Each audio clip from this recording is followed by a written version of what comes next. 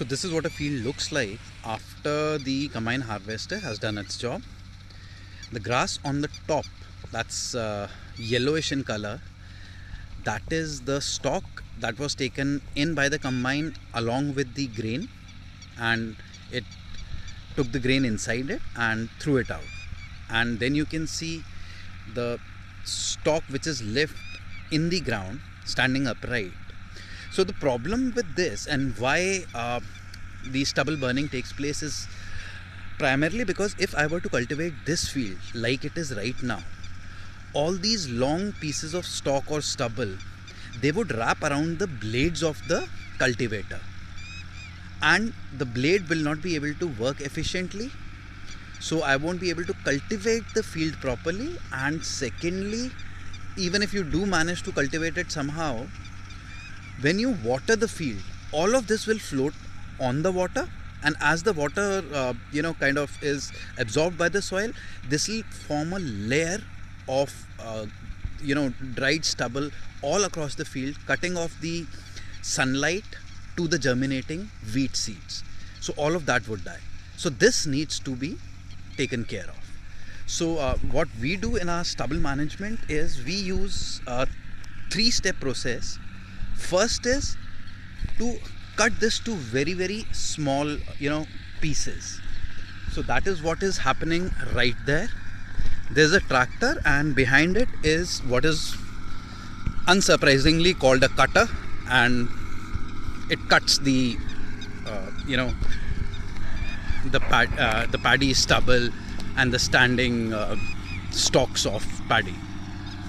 So I'll zoom, I won't go very close to it because it's kind of dangerous, because if there is a stone which hits the blade, it's going to shoot out like a bullet. So this is what the field looks like after the cutter has done its job.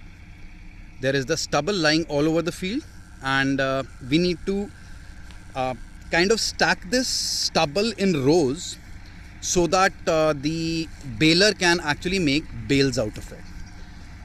So there is the tractor, and it has a hay rake attached to it. So what it does is basically there are 8 arms rotating behind it which have needles hanging downwards, and they push the stubble onto the left side of the tractor or our right side, and you get neat little rows like this. So this is the last run the tractor had and made this row, and now you can see it in action. There's this curtain which ensures that the rows are a bit straighter. So this is the hay rake, and next we shall see how the baler actually works on these rows and makes bales. So we have made the rows of hay using our hay rake, and the reason is now apparent.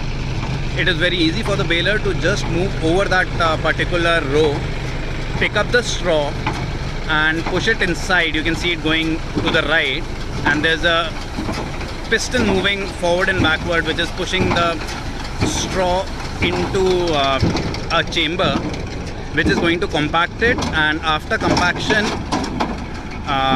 the bales are made. They are tied together using these 2 twines, and that is how we convert seemingly unmanageable straw into bales.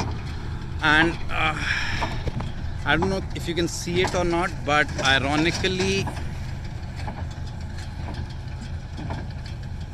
one of my neighbors has put his paddy to fire,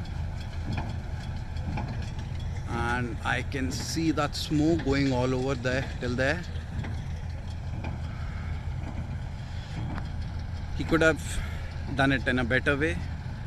He's just caused a lot of pollution, harmed his own field, because the microorganisms and earthworms and all of those little organisms that make the soil fertile have died. So I mean, it doesn't make much sense to me, but That's the way things are apparently.